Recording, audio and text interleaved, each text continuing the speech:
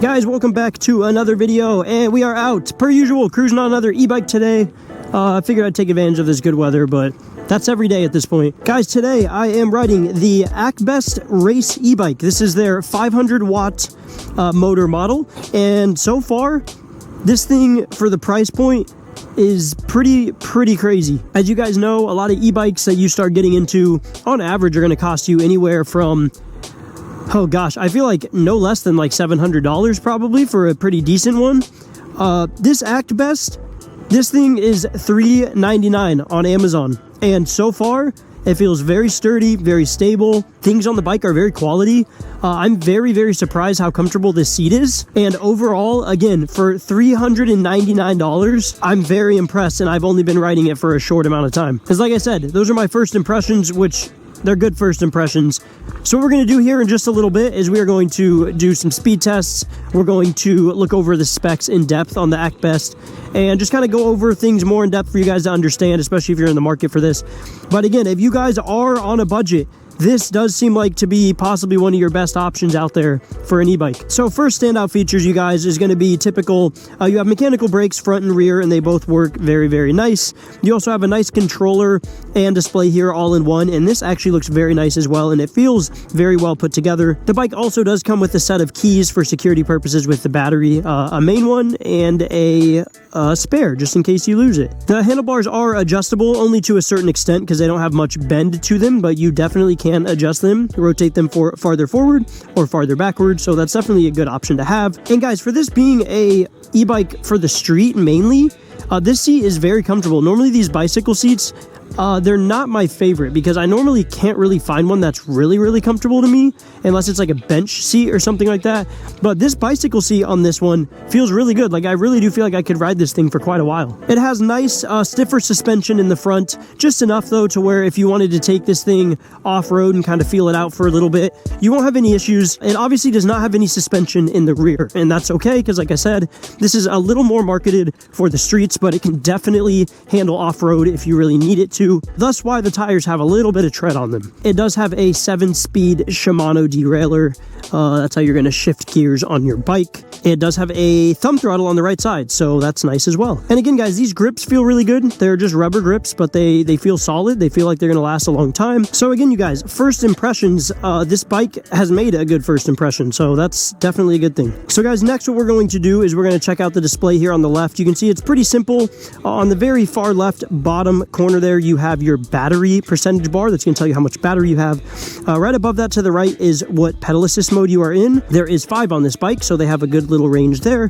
To the right of that is your miles per hour, and then directly beneath that is your total odometer, which is going to tell you how many miles you have put on this bike so far. A nice little simple layout, but it does look very nice. And then you're also going to have this M button here, and you can toggle through max speed, average speed, your total odometer, and your trip. So it just depends on which you prefer to leave on your display there. All right, guys, let's do some classic speed tests. I'm going to put this in pedal assist number 1 and just kind of pedal a little bit here and see what speed the pedal assist will bring us to. In 1, it looks like it's bringing us right around 12 miles per hour. I'm going to try to keep the same input here and go to pedal assist 2. And this looks like it's bringing us to 12.5 to, about 12.5 to 13 miles an hour. We're going to bump it up to 3.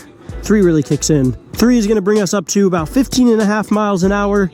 And I did forget to mention on the display, you have kind of an RPM gauge here on the left, and it goes all the way up. It kind of tells you how much electronic input the battery's putting to the motor, so that's cool. All right, pedal assist number 4 kicks in again. We are now going just about 17.5 miles per hour. We're going to punch it into 5. And now, guys, this is where it takes us to our full speed. This bike brags that it can do 22 miles an hour. We're already at 24. I'm obviously pedaling pretty hard.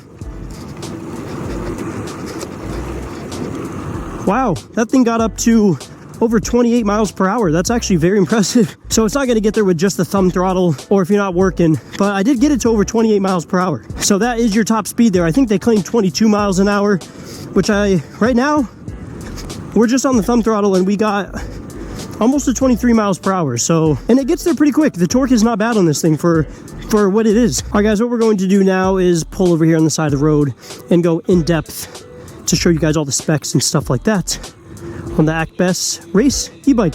500 watt model. All right, guys, this is it. The Actbest Race e-bike 500 watt model right here. Has a really good look to it. This thing has a 48 volt, 10.4 amp hour battery. Charge time is obviously going to vary depending on how dead it is and how low you've brought the battery, but I would give it like 5 hours, give or take, to fully charge this thing, since it's not a massive battery.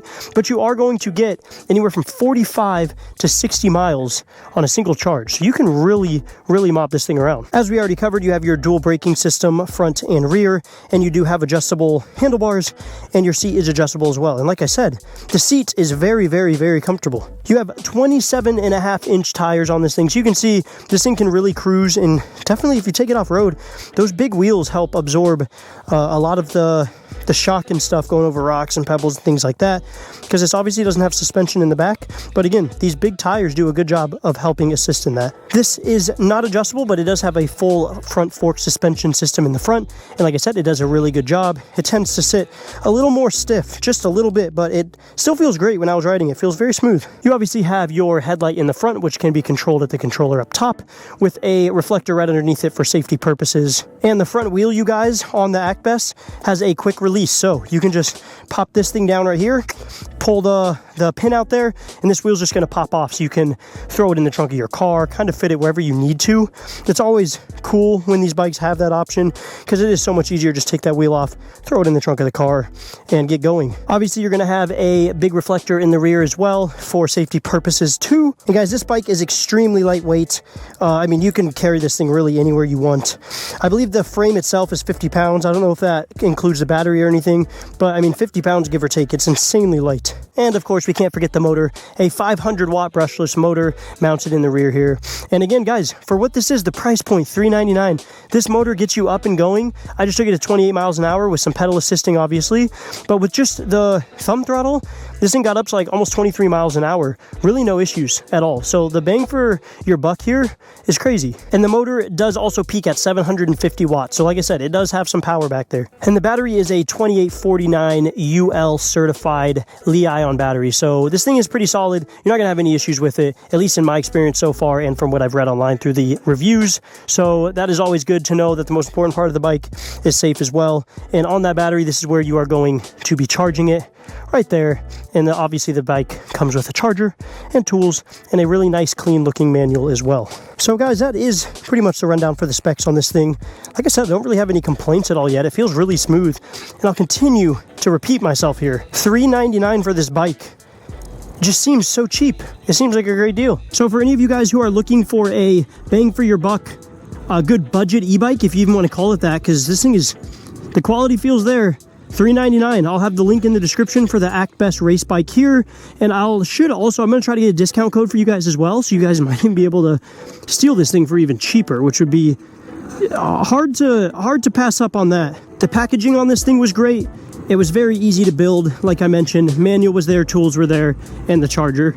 And this thing right out the box did not take long to charge, and I was able to pop it up out of the garage and go whip it around almost immediately. So again, you guys, thank you so much for watching the video. Links will be in the description. Definitely go check out the Actbest e-bikes, and I will catch you guys on the next ride.